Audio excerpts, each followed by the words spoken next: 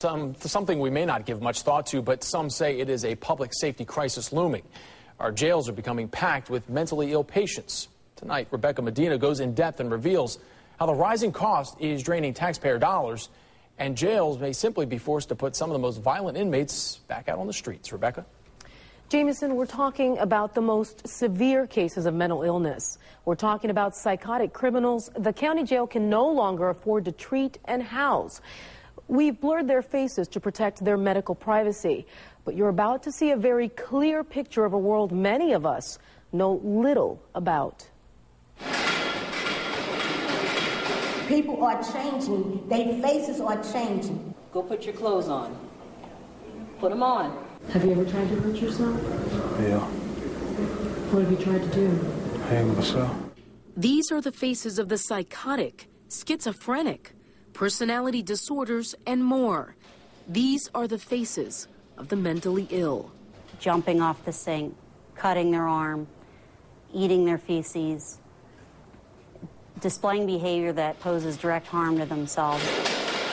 One patient that we have, he pulled his own eyes.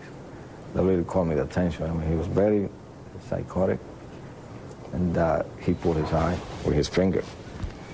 Psychiatrists Jose Hernandez and Beth Weaver told me here, patients are treated and medicated. But these are not the halls of a mental health facility. These are the halls of the Hillsborough County Jail.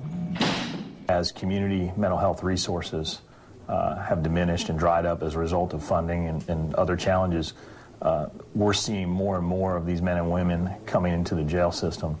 So much more, Colonel Jim Prevotera said about 20% of his inmate population is on psychotropic drugs, costing taxpayers hundreds of thousands of dollars a year. Tough on their budget, but tougher on jail personnel. Our staff is placed in situations where they're having to deal with inmates in crisis more often, and the levels of crisis that we're seeing continue to escalate. They smear feces from top to bottom in the cell. They could be standing talking to you and seem like they're normal, and 2 seconds later, they're swinging at you.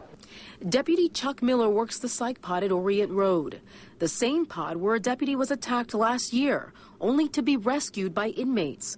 This married father of two said he feels more like a healthcare worker than a detention deputy, and it's only getting worse.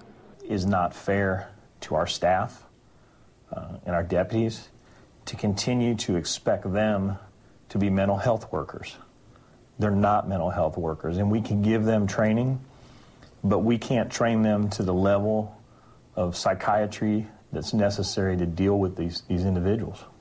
Individuals who spend hours detoxing from street drugs in the suicide ward. Those intent on harming themselves command 24-hour watch. Then there's lockdown. Every female inmate in this pod is so medicated, they're kept from general population. I would give the permission, take my blood, and match it with the blood that whoever got my identity that's looking like me. The work is getting harder. Inmate population is increasing, and budgets are shrinking, along with Colonel Prevotera's hopes of relief for his deputies and better care for those who desperately need it. We can no longer look at the mental health issues in society as a line item in a budget.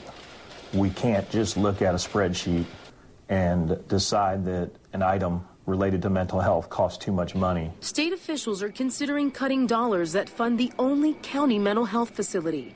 If that happens, Prevotera says the population at the jail will soar. More mentally ill inmates will hit the streets and self-medicate with dangerous street drugs. The perfect combination for a public safety crisis knocking at all of our doors. And they're going back to your neighborhood, and they're going back to my neighborhood, and they're going back to everybody who watches this. They're going back to your neighborhoods. And they are bringing their demons with them. Come from the wall, that's all I can tell you. In the last 3 years, the Hillsborough County Jail has spent nearly $1 million just in psychotropic drugs. Now, there's a group of local leaders trying to come up with a more effective way of treating these inmates. The first step, housing them somewhere else. Now, we're going to continue following this story, and if you'd like to chat about what you saw tonight, you can leave all of your comments on my Facebook fan page. Look for Rebecca Medina under Pages, and then click like and leave a comment.